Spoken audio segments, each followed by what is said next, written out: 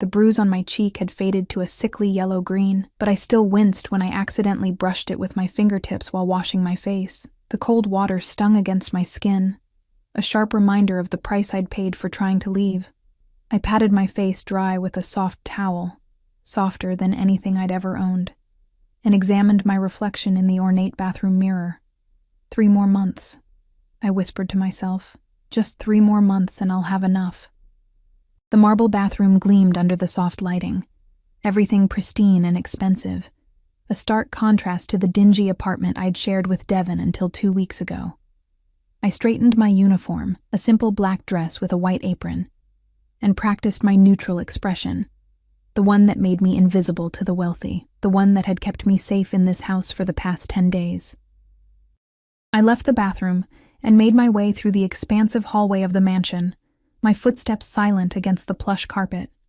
The house was quiet this morning, the staff moving like ghosts, everyone careful not to disturb Mr. Salvatore. He had returned late last night, his arrival marked by the soft purr of an expensive engine and hushed, urgent voices in the foyer. The kitchen was already bustling with activity when I arrived. Mrs. Petrelli, the head housekeeper, looked up from her clipboard and frowned at me. "Elena, you're late. Mr. Salvatore's breakfast tray needs to be prepared immediately." "I'm sorry, Mrs. Petrelli," I murmured, moving quickly to the counter where the chef had already arranged the food. "Remember, not a word unless spoken to directly," she reminded me, her eyes softening slightly as they lingered on my cheek. She knew, of course. The entire staff probably did, but no one asked questions in this house. I arranged the silver tray carefully. Espresso with a small pitcher of warm milk, sliced fruit, freshly baked bread, and the morning newspaper, folded precisely how he preferred it. My hands trembled slightly, as they did every morning when I was assigned this task. Taking a deep breath, I lifted the tray and made my way upstairs to the west wing, where Mr. Salvatore's private quarters were located. 2 men in dark suits stood outside his door, their expressions impassive. One of them, Marco, nodded slightly and knocked on the door before opening it for me. "Breakfast, sir," he announced, and I entered the room, keeping my eyes lowered. The bedroom was cast in shadows, heavy curtains blocking out the morning light. I could make out Mr. Salvatore's silhouette by the window, where a sliver of sunlight had managed to break through. He was already dressed in an impeccably tailored suit, his back to me as he spoke quietly into his phone in rapid Italian. I set the tray down on the table by the window, careful not to make any noise that might interrupt his call. As I straightened, I felt it. That prickling sensation along my spine that told me I was being watched. Mr. Salvatore had turned, his phone call apparently finished, and was now looking directly at me. "Thank you," he said, his voice deep and accented. It was only the second time I'd heard him speak directly to me. I nodded, keeping my eyes down, and turned to leave. Wait. The command froze me in place. My heart hammered against my ribs as I heard his footsteps approaching. He moved with surprising grace for a man of his size, each step deliberate and controlled. "Look at me," he said. I slowly raised my eyes, meeting his gaze for the first time. Mr. Salvatore was younger than I had expected, perhaps in his late 30s, with sharp features and eyes so dark they appeared almost black. A thin scar ran along his jawline, disappearing into the collar of his shirt. He was studying my face with an intensity that made me want to shrink away. "Who hurt you?" he asked, his voice surprisingly soft. The question caught me off guard. No one had asked me that directly, not even when I'd shown up at the employment agency with a black eye and desperation radiating from every pore. "No one, sir," I replied automatically, the lie practiced and familiar on my tongue. His eyes narrowed slightly, and I watched as his jaw tightened. He didn't believe me. That much was clear. But I hadn't expected him to care. "Sit," he said, gesturing to one of the chairs at the table. Panic fluttered in my chest. Had I done something wrong? Was he going to fire me? I couldn't lose this job. The pay was better than anything I could find elsewhere, and I needed every penny to start over. I perched on the edge of the chair, my hands folded tightly in my lap. Mr. Salvatore poured himself a cup of espresso, adding a splash of milk before sitting across from me.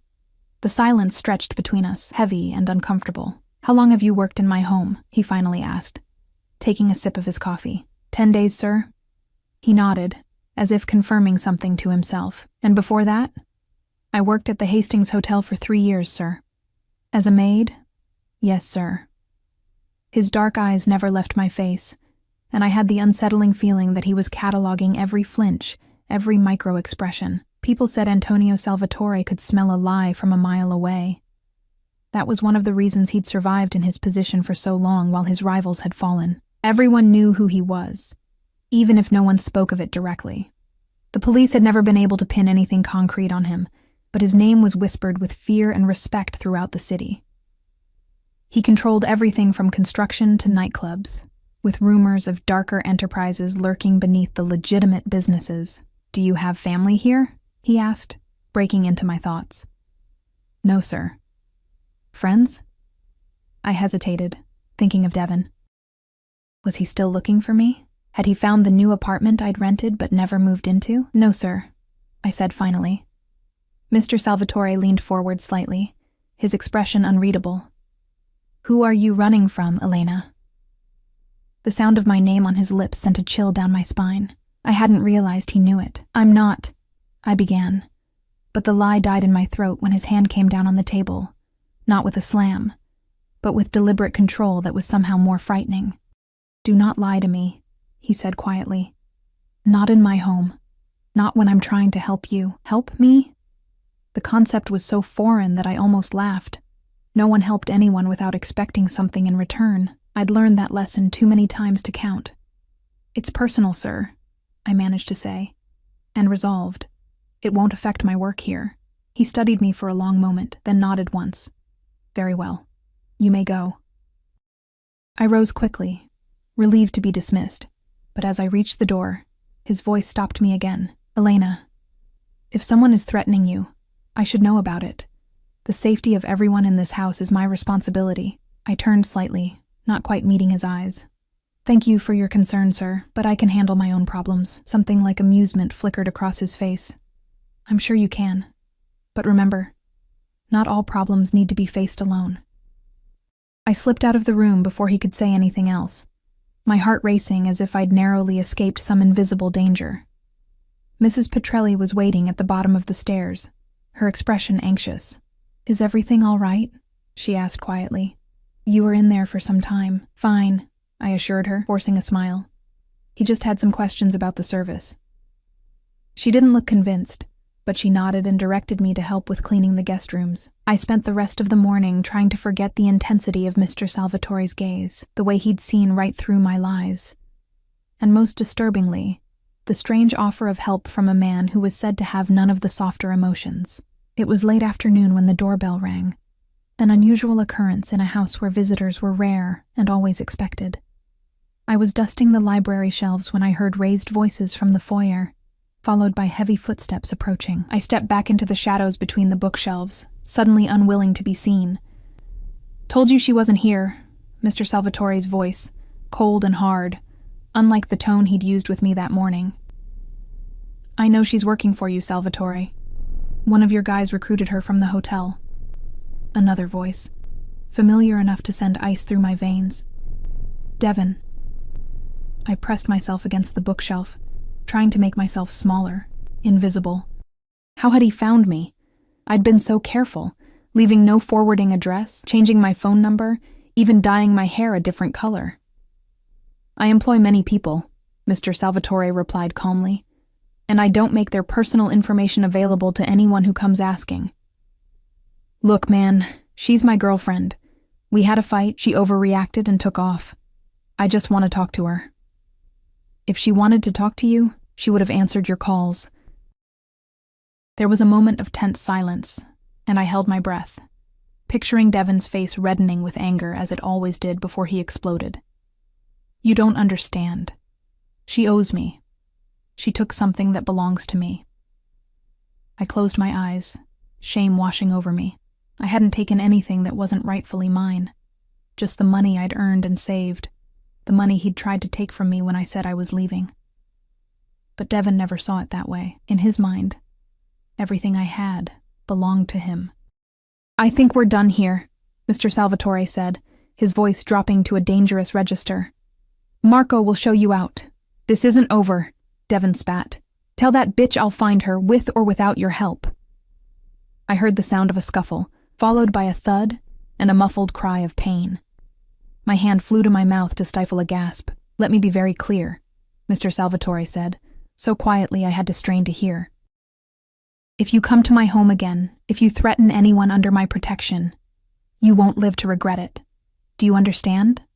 There was no response, but a moment later, I heard the front door open and close. I remained frozen in place, trembling until the library door opened and light spilled into the darkened room. You can come out now, Mr. Salvatore said, his silhouette framed in the doorway. Slowly, I stepped out from between the bookshelves, my legs unsteady beneath me. How did you know I was here? I asked. A slight smile curved his lips. I make it my business to know who's in my house at all times. The smile faded as he studied my face. Was that the man who hurt you? I nodded, unable to speak past the lump in my throat. Mr. Salvatore crossed the room to stand before me, close enough that I could smell his cologne. Something expensive and subtle, with notes of sandalwood and spice. Tell me everything, he said. It wasn't a request. The library suddenly felt too small, the air between us charged with an intensity I couldn't name. Mr. Salvatore gestured toward a pair of leather armchairs by the fireplace.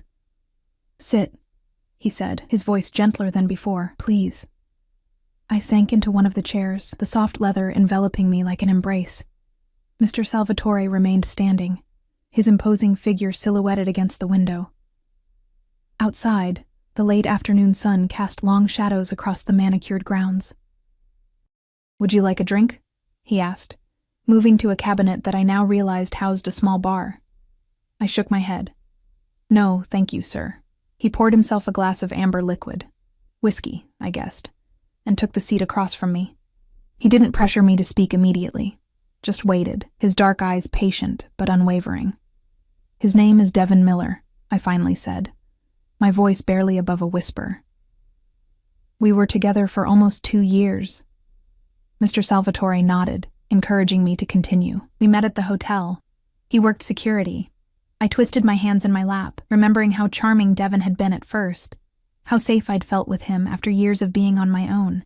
Things were good in the beginning. He was kind, protective, said he wanted to take care of me.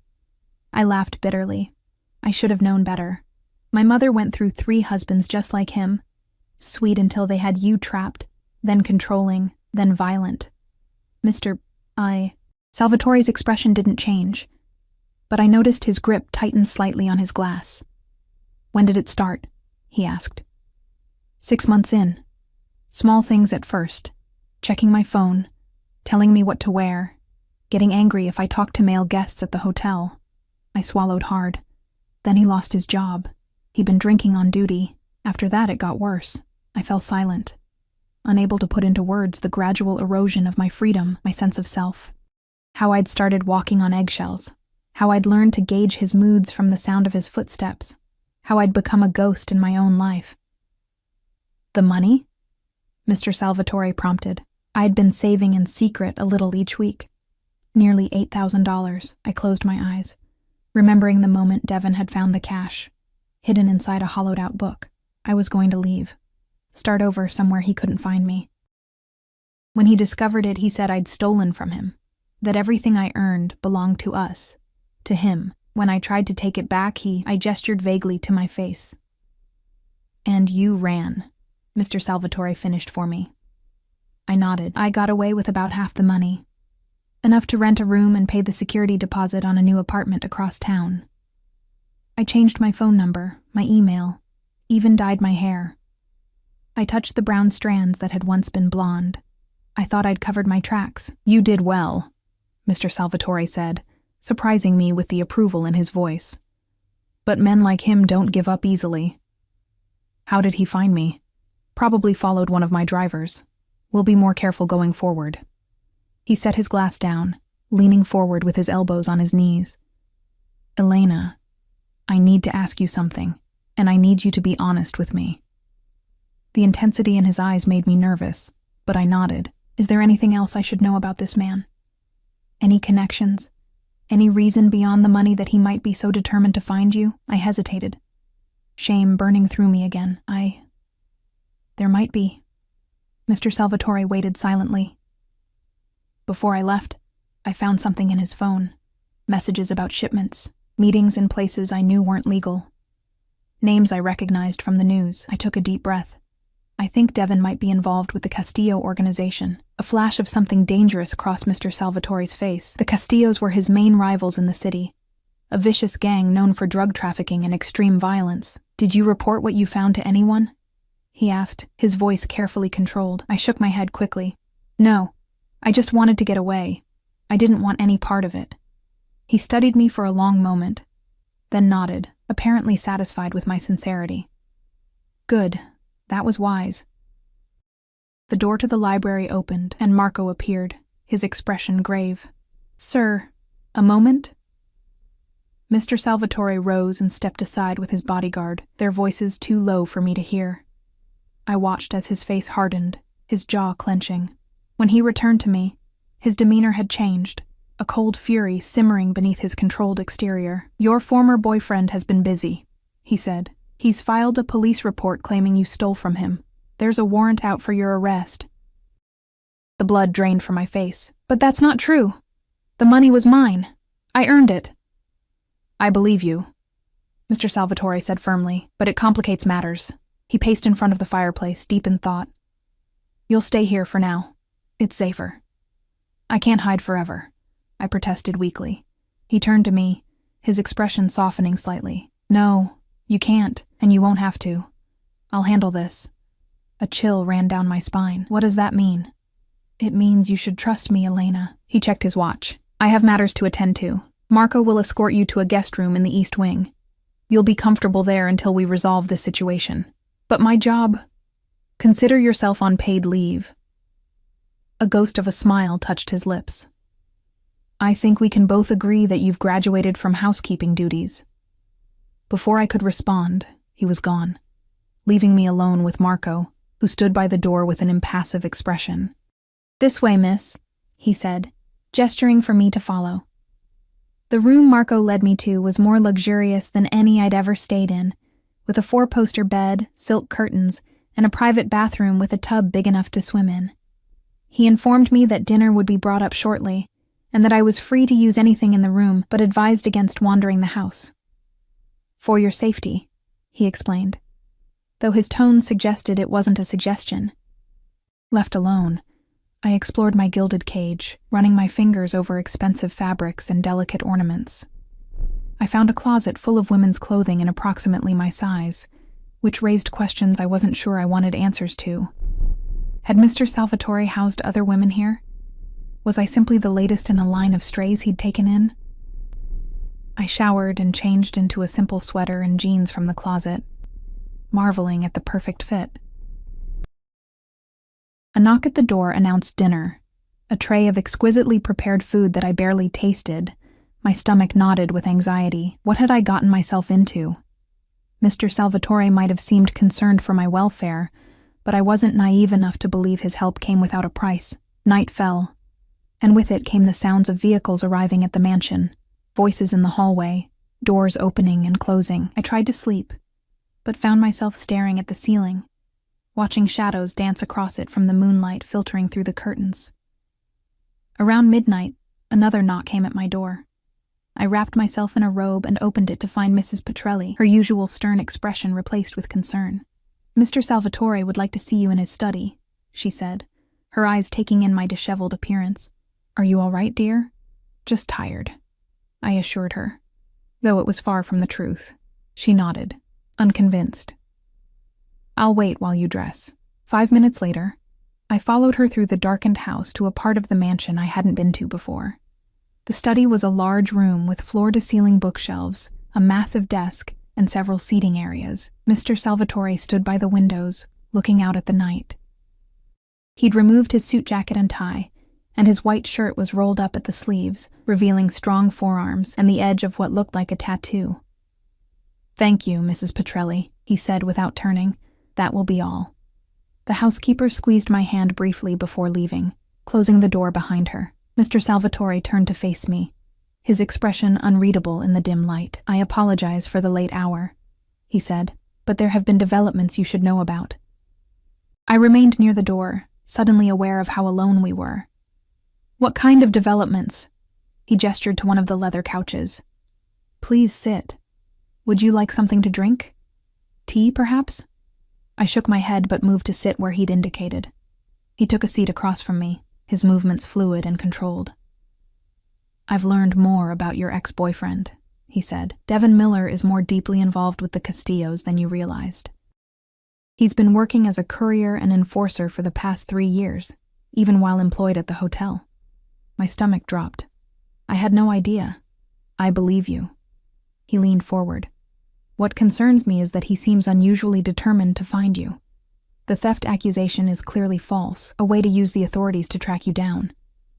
But why go to such lengths?" I wrapped my arms around myself, suddenly cold despite the warmth of the room. Maybe he's just angry. Devin doesn't like to lose, and he definitely doesn't like to be defied. Mr. Salvatore shook his head. "It's more than that. Men like Miller cut their losses and move on. Unless what?" I prompted when he fell silent. His dark eyes met mine. "Unless you know something that could damage him or his employers." I thought back to the messages I'd seen, trying to remember details. There were coordinates in some of the texts, times and dates. Something about a shipment coming in through the northern docks next week. Mr. Salvatore's expression sharpened with interest. "Do you remember the exact date?" I closed my eyes, focusing. "The 17th, and a time, 2:30 a.m. He stood abruptly, moving to his desk and making a note. "Anything else? Any names? Locations?" Someone named Vega was mentioned several times, and there was something about a warehouse in Riverport. I watched as he wrote everything down. "Why is this important to you?" He looked up, his expression guarded. "Let's just say I have a vested interest in the Castillo's activities. Information like this is valuable." A realization dawned on me. "You're using me." "I'm helping you," he corrected. "And you're helping me in return. That's how the world works, Elena." I stood, anger flaring despite my better judgment. "So what happens after you get what you want? You hand me over to Devin with a pretty bow?" In an instant, he was in front of me, moving with that surprising speed that belied his size. His hands gripped my upper arms, not painfully but firmly enough that I couldn't pull away. "Listen to me very carefully," he said, his voice low and intense. "I have never, in my entire life, betrayed someone under my protection. Not once. Not ever." His eyes burned into mine. "I don't know what stories you've heard about me, but understand this. I have a code. And that code means that once you're under my protection, nothing touches you without going through me first." The conviction in his voice was so absolute that I found myself believing him, despite everything I knew about men like him. Men who lived in the shadows, who dealt in power and violence. "Why?" I whispered. "Why would you protect someone like me?" His grip softened, and something shifted in his expression. "Because you remind me of someone I couldn't save once." He released me and stepped back. But that's not a story for tonight. Before I could ask more, his phone rang. He glanced at it and frowned. "I have to take this." He moved toward the door. "Stay here. I'll be back shortly." Alone in the study, I sank back onto the couch, my mind racing. I looked around the room, seeing it properly for the first time. The leather-bound books, the antique chess set on a side table, the paintings that I suspected were originals rather than reproductions. Everything spoke of wealth, power, and refined taste. On Mr. Salvatore's desk, I noticed a framed photograph. Curious, I approached it. The picture showed a much younger Antonio Salvatore, with his arm around a woman who bore a striking resemblance to me. The same dark hair, similar features. Between them stood a little girl of perhaps 5 or 6, beaming at the camera. "My sister and my niece." Mr. Salvatore's voice came from behind me, startling me. I hadn't heard him return. "I'm sorry," I said quickly, stepping away from the desk. "I didn't mean to pry. It's all right." He moved to the desk and picked up the frame, looking at it with an expression I couldn't quite read. Grief, perhaps, or regret. They died 10 years ago. Car accident. I'm so sorry, I said again, this time meaning it. He set the photograph down carefully. The past is the past. We're here to discuss your future. He turned to face me fully. I have a proposition for you, Elena. My pulse quickened at his words. A proposition. I'd heard that phrase before, usually preceding something I wanted no part of. What kind of proposition? I asked, trying to keep my voice steady. Mr. Salvatore gestured for me to sit again, his expression reassuring. Nothing untoward, I promise you. Please hear me out. I returned to the couch reluctantly, perching on the edge as if ready to flee. He remained standing, hands in his pockets, watching me with those penetrating dark eyes. I believe we can help each other, he began. You need protection from Devin Miller and the legal trouble he's created for you. I need information about the Castillo's operations. I've already told you everything I know, I said. He shook his head. You've told me what you remember consciously. But the human mind absorbs more than we realize. Names, patterns, locations. You likely heard or saw things during your relationship that you didn't recognize as significant. I considered this. It was true that Devin had often spoken on the phone in my presence, apparently unconcerned about what I might overhear. I'd learned to tune him out, focusing on my own thoughts to escape the reality of my situation. What exactly are you proposing? I asked. Stay here, under my protection, for the next month. Work with me to recall anything that might be useful. In return, I'll clear your name with the authorities and ensure Devin Miller never troubles you again. His voice took on a harder edge with the last words. And after the month? After that, you're free to go wherever you wish. I'll provide you with enough money to start fresh in another city, if that's what you want. He paused. Or you could stay and work for me in a more official capacity. As what? Your maid? The words came out more bitterly than I'd intended. A smile played at the corners of his mouth. I was thinking more along the lines of my assistant. You're observant, intelligent, and discreet, qualities I value highly. I stared at him, searching for the catch, the hidden motive. Men like Antonio Salvatore didn't offer deals like this without expecting something in return, something more than information about rivals. Why do you look at me that way? He asked softly. Because I'm trying to understand what you really want from me, I answered honestly. He crossed the room to a cabinet and poured himself a drink. What I want, Elena, is exactly what I've said. Your help against the Castillos, and in return, my protection and resources. He took a sip, then added, If you're concerned about other expectations, don't be. I don't mix business with pleasure, and I certainly don't prey on women in vulnerable positions. Despite everything, I believed him. There was something in his eyes, a directness, an old-fashioned sense of honor, perhaps, that rang true. All right, I said finally. 1 month.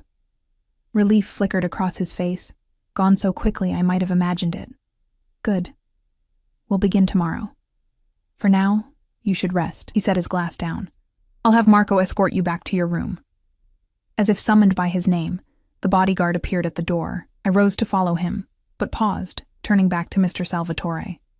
Thank you, I said quietly, for believing me when no one else would. Something softened in his expression. Sometimes, Elena, the people who deserve belief the most are those who've been told their truth doesn't matter. With those words lingering in the air between us, I left, following Marco back through the silent house to my room. Sleep came easier this time, though my dreams were troubled, filled with shadows, and the sound of Devin's voice calling my name from somewhere just out of sight. The next morning brought bright sunshine streaming through the windows and a knock at my door. Mrs. Petrelli entered with a tray of breakfast and a garment bag. Mr. Salvatore thought you might prefer something other than your uniform today, she said, hanging the bag in the closet. He'll see you in the study at 10. I ate quickly, then showered and opened the garment bag to find a simple but elegant blouse and trousers in soft gray with matching flats. They fit perfectly, of course. I wondered briefly if Mr. Salvatore had chosen them himself, or delegated the task to Mrs. Petrelli. At precisely 10 o'clock, I knocked on the study door. Come in, Mr. Salvatore called. He was seated at his desk, papers spread before him, but rose when I entered. He looked rested, impeccable in another perfectly tailored suit, this one a deep navy. "Good morning," he said. "I trust you slept well?" "Well enough," I replied, taking the seat he indicated across from his desk. "I've made some arrangements," he began without preamble. "First, regarding your legal situation. My lawyer has contacted the detective handling your case and provided bank records proving that the money in question was yours. The theft charge should be dropped by the end of the day." Relief washed through me. "Thank you. That's incredible." He waved away my thanks. "It's a simple matter to prove the truth when one has the right resources." He picked up a folder and handed it to me.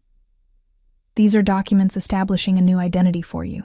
Elena Russo is now officially employed as my personal assistant, with a work history that will stand up to scrutiny." I opened the folder, stunned by the thoroughness of the documents inside.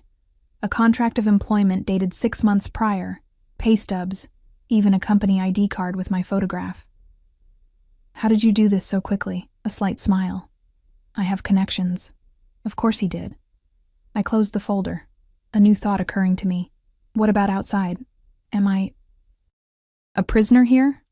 His expression darkened. "You're my guest, not my captive.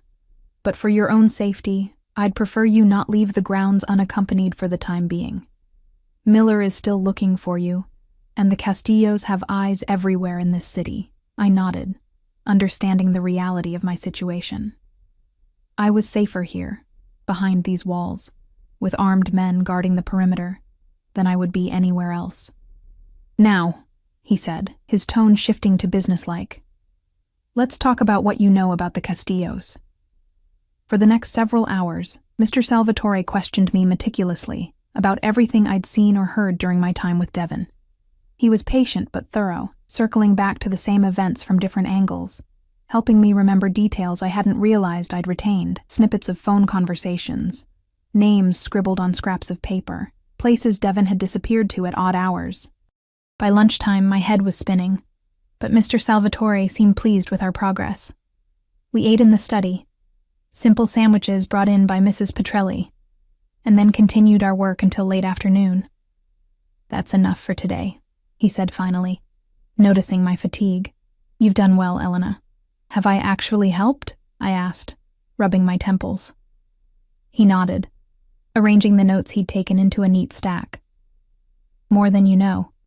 The information about the shipment at the northern docks alone is invaluable." I studied him across the desk, curiosity overcoming my tiredness. "Why are you so interested in the Castillos? Is it just business rivalry or is it something more?" For a moment I thought he wouldn't answer. He stood and walked to the window, looking out at the garden below, his back to me. "Victor Castillo and I have history," he said finally. "Personal history. The car accident," I guessed, remembering the photograph of his sister and niece. He turned, surprise evident in his expression. "You're perceptive." A beat of silence. "Yes, the accident, except it wasn't an accident. My sister had witnessed something she shouldn't have, a murder committed by Victor's eldest son. They silenced her and my niece, made it look like a drunk driver." Horror washed through me. "That's terrible. I'm so sorry." "It was a long time ago," he said, but the tension in his jaw belied the casual words. "I've spent the past decade dismantling Victor's empire piece by piece. The shipment you've helped me identify will be another significant blow." "What will you do with the information?" I asked, not entirely sure I wanted to know the answer. "Nothing that need concern you," he replied, his tone gentle but final. "The less you know about certain aspects of my business, the better." I nodded, understanding the boundaries he was setting. Whatever retribution he planned for the Castillos, he wanted to shield me from it. The days fell into a pattern after that. Mornings and afternoons were spent in the study, where I worked with Mr. Salvatore to piece together everything I knew about Devon's connections to the Castillos. Evenings were mine to spend as I wished, though always within the grounds of the estate. I explored the extensive library, discovered a small art studio tucked away on the 3rd floor, and even ventured into the gardens under the watchful eye of Marco, or one of the other security men.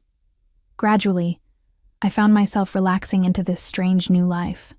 The bruise on my face faded completely, and with it, some of the fear that had been my constant companion for so long.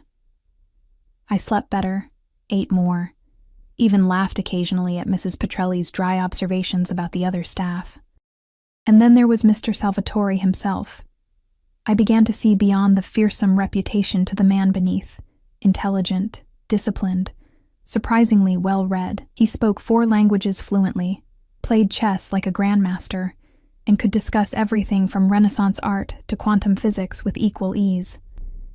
During our sessions in the study, he was all business, focused entirely on the task at hand. But sometimes, in the evenings, he would invite me to join him for dinner, and our conversations would range far beyond the Castillos and their operations. "You never talk about your family," he remarked one evening, as we shared a meal in the smaller, more intimate dining room, "except to mention your mother briefly." I toyed with my wine glass, considering how to respond. "There's not much to tell. My father left when I was 3. My mother raised me alone, more or less, between her various relationships. She died 5 years ago, cancer." "I'm sorry," he said, and I could tell he meant it. "No siblings?" I shook my head. "Just me. What about you? Beyond your sister, I mean." A shadow crossed his face. "My parents died when I was young. My sister, Sophia, was 10 years older. She practically raised me." He refilled my glass.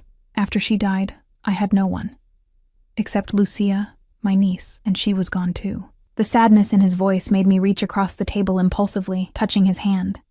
"I'm sorry, Antonio." It was the first time I'd used his first name, and it felt strange on my tongue, intimate somehow. He looked startled for a moment, then turned his hand to grasp mine briefly. "Thank you, Elena." The moment stretched between us, charged with something I wasn't ready to name. Then he withdrew his hand and the conversation moved on to lighter topics.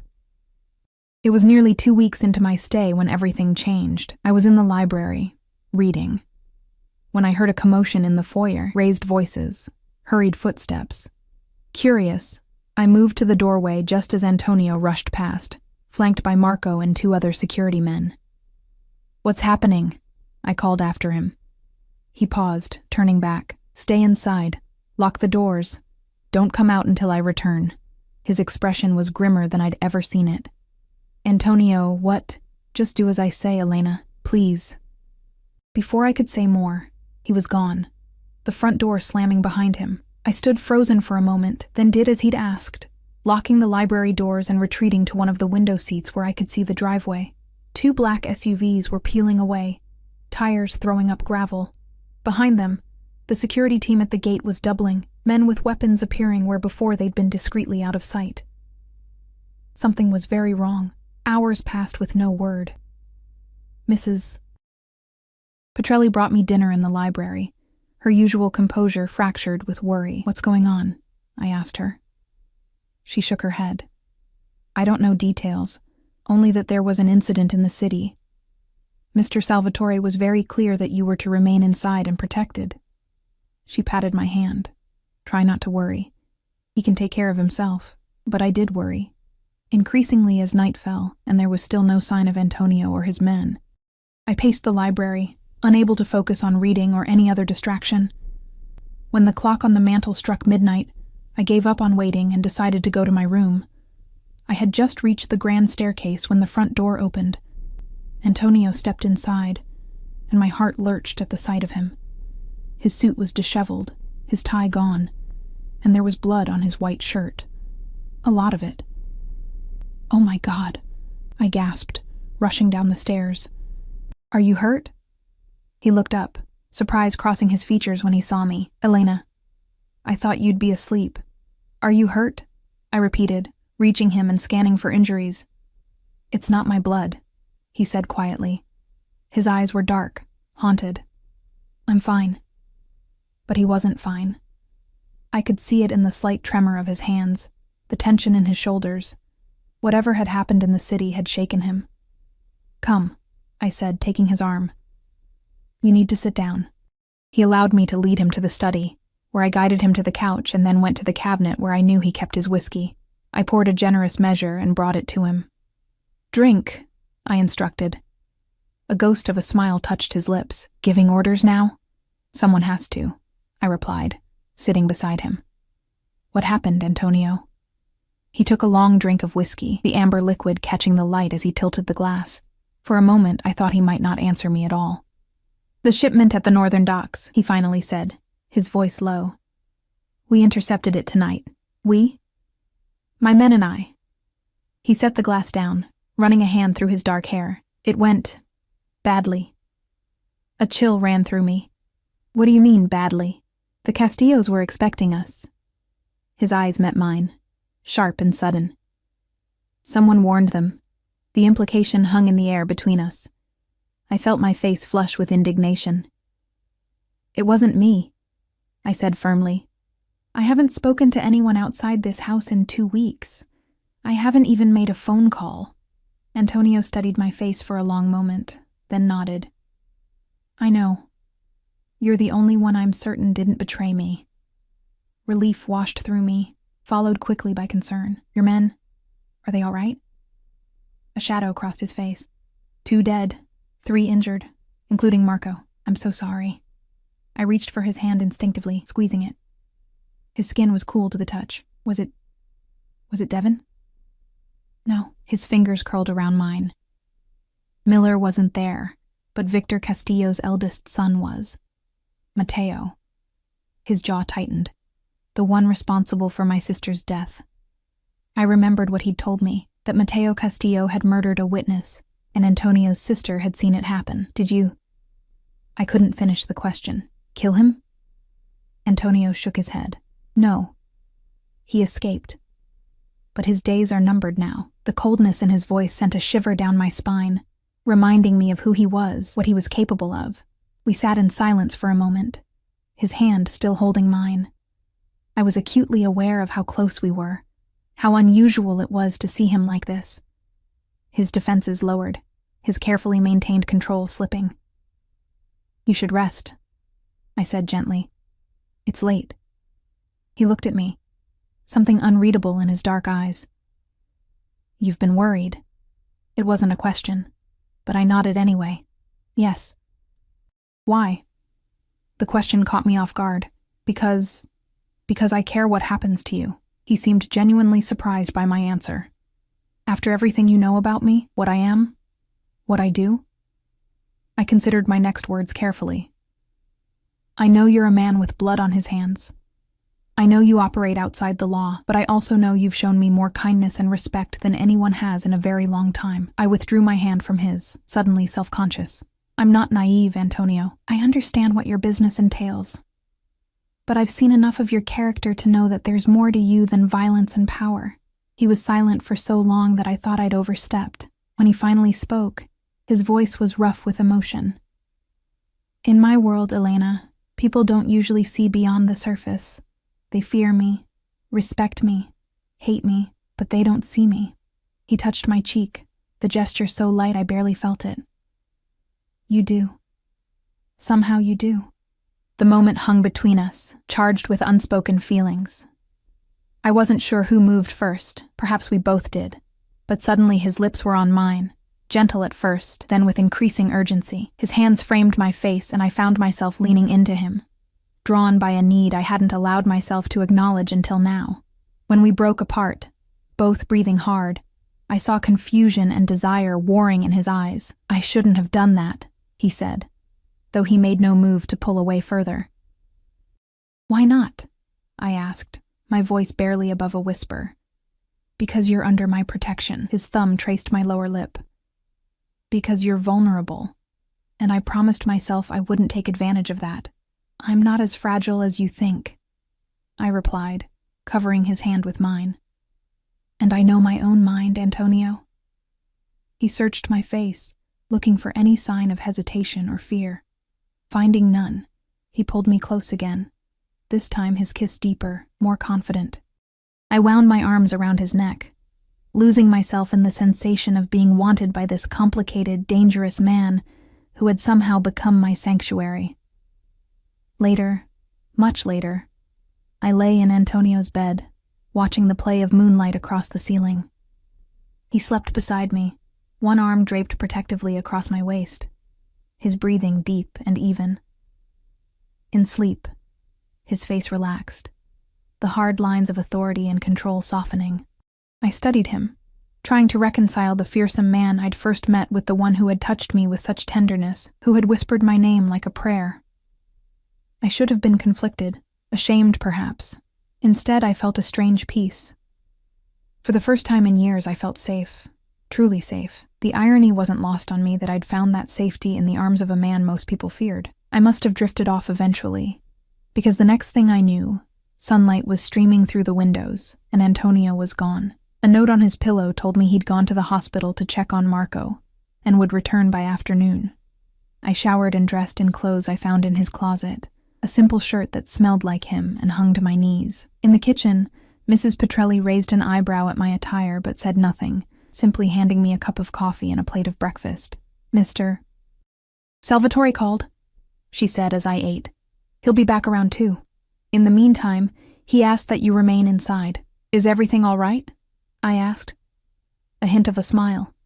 "I believe Mr. Salvatore is more than all right this morning, despite the events of last night." I blushed, realizing she knew exactly where I'd spent the night. "Mrs. Petrelli, she held up a hand. "It's not my place to comment on Mr. Salvatore's personal life. I've known him since he was a boy. I've never seen him as content as he's been since you arrived." She patted my hand. "Just be careful, dear. His world is more dangerous than you know." I nodded, sobered by her warning. "I understand." After breakfast, I wandered back to Antonio's bedroom, drawn by the lingering sense of him there. It was a masculine space, dark woods, leather, subtle colors. On the nightstand was a small silver frame containing the same photograph I'd seen in his study, Antonio with his sister and niece. I picked it up, studying the faces more closely now. His sister had been beautiful, with the same striking dark eyes as her brother. The little girl, Lucia, was all smiles, her small hand clutched in her uncle's. Looking at Antonio in the photo, younger, more carefree, I felt a pang of sadness for all he'd lost. I was replacing the frame when I noticed something on the floor near the bed, a small USB drive that must have fallen from his pocket. I picked it up, intending to leave it on his desk in the study, when a thought occurred to me. What if it contained information about last night, about who might have betrayed him? Curiosity got the better of me. In the study, I found Antonio's laptop and inserted the drive. It contained a single video file. I hesitated, then clicked play. The screen showed a warehouse interior, grainy security footage, men moving crates, armed guards patrolling. I recognized the northern docks from the distinctive roof trusses. This must have been from last night. Suddenly, the footage showed a man entering the frame, tall, dressed in dark clothing, speaking to one of the guards. Even in the poor quality video, I recognized him immediately. Devin. My blood ran cold. Devin was working directly with the Castillos at the docks, which meant... Find anything interesting? I whirled around to find Antonio standing in the doorway, his expression unreadable. I hadn't heard him come in.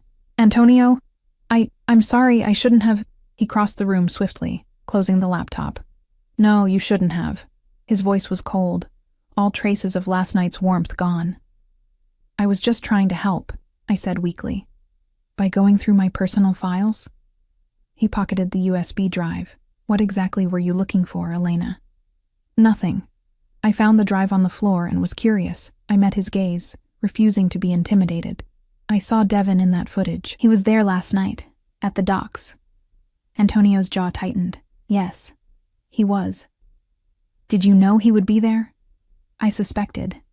A terrible thought struck me. "Is that why you took me in? Because you knew Devin was connected to the Castillo's operation at the docks?" I took a step back from him. Was any of this real, or was I just a convenient source of information? Pain flashed across his face. "Elena, tell me the truth," I demanded, my voice breaking. "Did you know who I was before I came to work here? Did you orchestrate this whole thing?" He was silent for a long moment, and in that silence I found my answer. "You did," I whispered, a coldness spreading through my chest. "This was all planned." "Not all of it," he said finally. "Not last night. Not how I feel about you." I laughed bitterly. How convenient. Listen to me, he said, reaching for me, but I backed away. Yes, I knew who you were when you applied for the job. I knew Miller was Castillo's man, and that you'd left him. I thought you might have information. That's true. His eyes held mine, imploring me to understand. But everything that's happened since then, everything between us, that was never part of any plan. I wanted to believe him, part of me did, but the betrayal cut too deep. I need to go, I said, moving toward the door. Elena, wait. He caught my arm. Let me go, Antonio. I pulled away. I need time to think. Something in my voice must have convinced him, because he released me, though his expression was anguished. Don't leave the grounds. Please. It's not safe. I nodded curtly and fled to my room. Not the guest room I'd been using, but the small maid's quarters I'd occupied before everything changed. I needed the familiarity, the reminder of who I really was in this world of power and deception. I sat on the narrow bed, tears streaming down my face. How could I have been so foolish? I'd let myself believe in a fairy tale, that a powerful man like Antonio Salvatore had seen something special in me, had wanted to protect me for my own sake. The truth was far more pragmatic. I'd been a tool, a means to an end in his vendetta against the Castillos. And yet, I couldn't deny what I'd felt in his arms last night. The tenderness in his touch, the way he'd looked at me as if I were precious. Had that all been an act too? A soft knock on the door interrupted my thoughts. I wiped my eyes hastily. Elena? Mrs. Petrelli's voice. May I come in? I opened the door to find the housekeeper looking concerned. Are you all right, dear? Mr. Salvatore told me you were upset. Did you know? I asked her directly. Did you know he planned this from the beginning? She sighed, coming in and closing the door behind her. I knew he had his reasons for hiring you, yes. But I also know he's changed since you came here. She took my hand. I've worked for the Salvatore family for 40 years, Elena. I've never seen Antonio look at anyone the way he looks at you. Not once. I wanted to believe Mrs. Petrelli. She had no reason to lie to me, and in the short time I'd known her, she'd never been anything but straightforward. But my trust had been broken too many times before. I need some time, I told her. To think. To process all this. She nodded, patting my hand. Of course you do. But don't let pride keep you from hearing him out, Elena. The truth is rarely simple in this house. She rose to leave, then paused at the door. Whatever you decide, know that you've brought something back to this place that's been missing for a long time. Hope. After she left, I sat in silence, turning over everything in my mind. The rational part of me knew I should be angry, should walk away from Antonio and this entire situation. But my heart kept returning to the way he'd held me, the vulnerability I'd glimpsed beneath his carefully constructed armor. Night fell, and still I remained in the small room, unable to make a decision. A knock at the door startled me from my thoughts. Elena? Antonio's voice, low and hesitant. Please let me explain. I took a deep breath and opened the door. He stood there, his usual imposing presence somehow diminished, uncertainty in his eyes. May I come in? I stepped aside, allowing him to enter the small space. He looked out of place here, this powerful man in my modest quarters, surrounded by the few possessions I'd brought with me from my old life. I owe you the complete truth, he said, remaining standing as there was nowhere for him to sit besides the bed. Will you hear me out? I nodded, wrapping my arms around myself. 6 months ago, one of my informants inside the Castillo organization mentioned a new courier, Devin Miller, former hotel security, trusted with sensitive information. I had him watched, learned about his connection to you. He paused, his eyes never leaving mine. When he attacked you and you fled, I saw an opportunity. I arranged for you to hear about the job opening here. So it was all a setup from the beginning, I said, the confirmation still painful despite having already guessed the truth. At first, yes, he admitted. I needed information about the Castillos, and I believed you had it. I had no idea what kind of person you were, what you'd been through.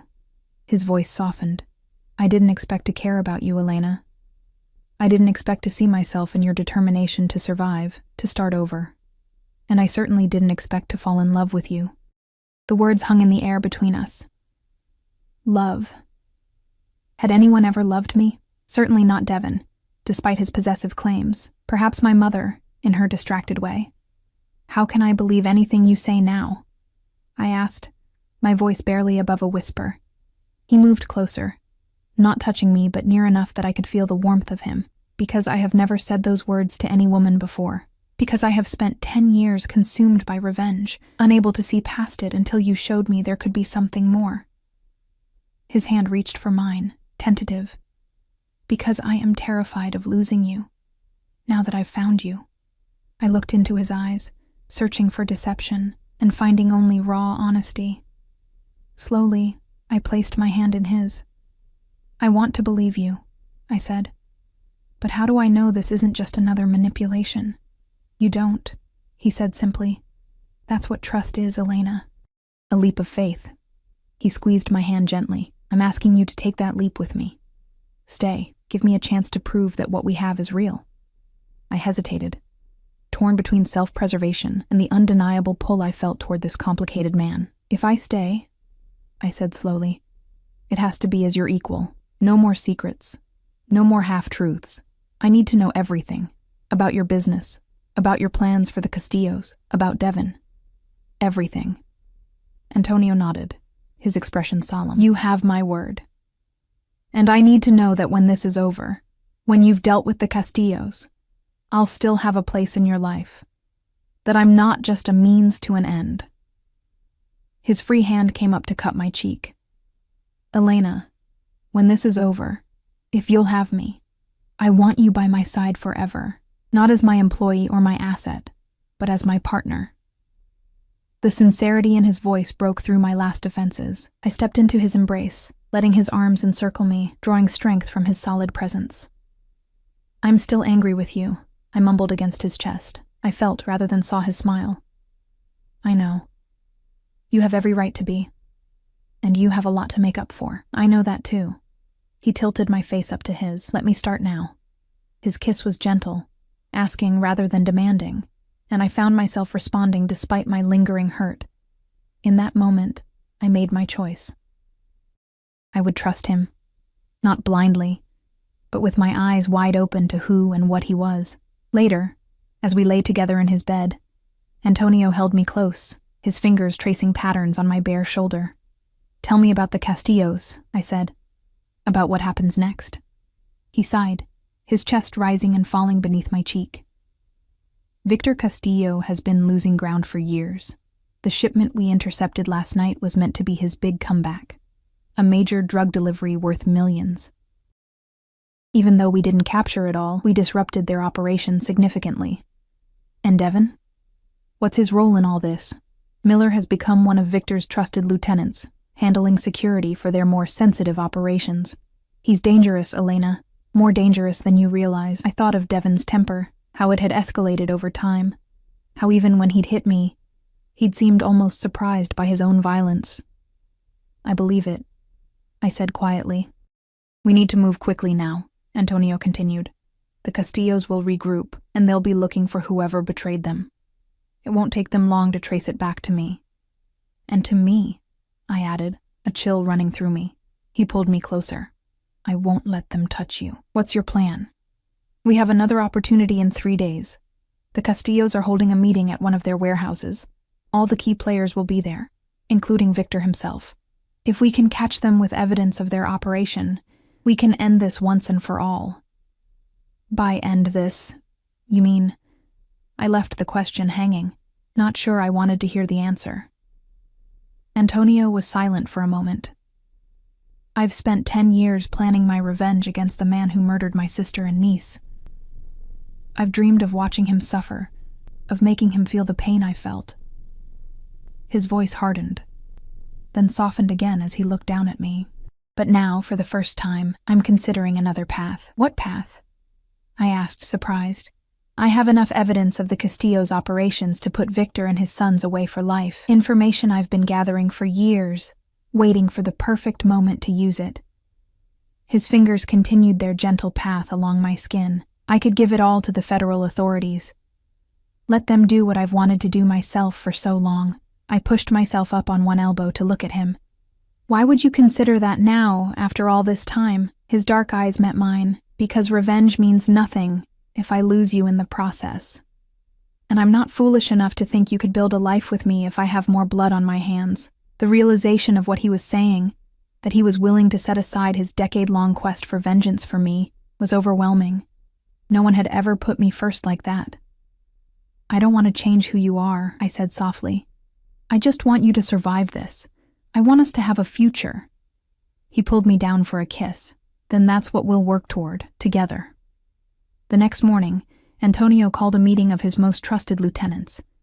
I sat beside him at the head of the table, nervous but determined to play my part. Marco was there, his arm in a sling from the injuries he'd sustained at the docks. He nodded to me respectfully, and I realized Antonio must have told them about my new position. We have 72 hours to prepare, Antonio told the assembled men. Our target is the Castillo meeting at Warehouse 17. But this operation will be different from what we've done before. The men exchanged glances, clearly curious.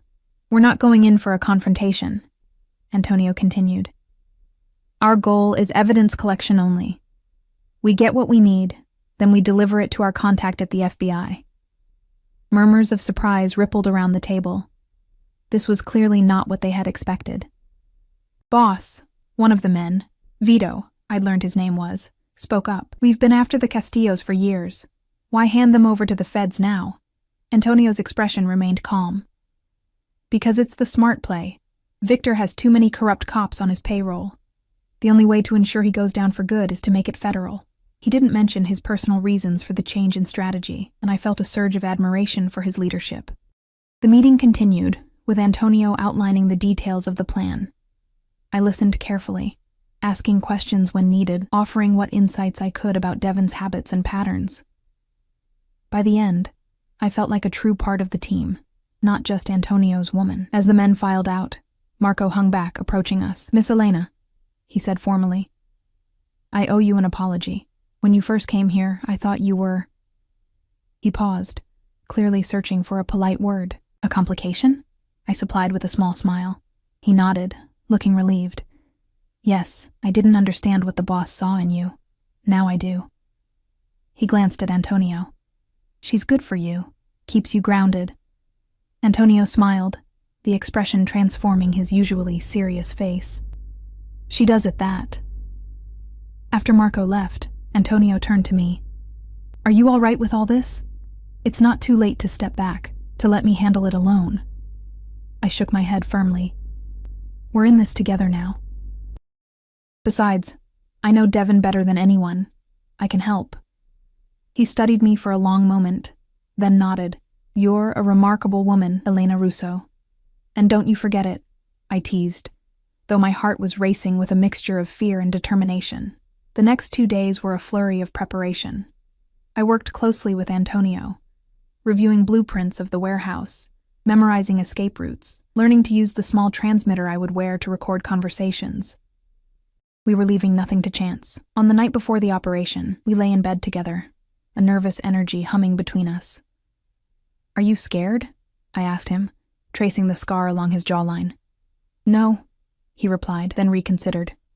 Yes, not for myself, but for you. If anything happened to you, nothing will, I assured him, with more confidence than I felt. The plan is solid. I'll be in and out before anyone knows I was there. He pulled me closer. Just remember, the moment you get what we need, you leave. No heroics, no delays. I promise. I pressed my lips to his. This time tomorrow, it will all be over. The Castillos will be finished, and we can start our new life. Our new life, he repeated, as if testing the words. I like the sound of that. Morning came too quickly. I dressed in the clothes we'd chosen for my role.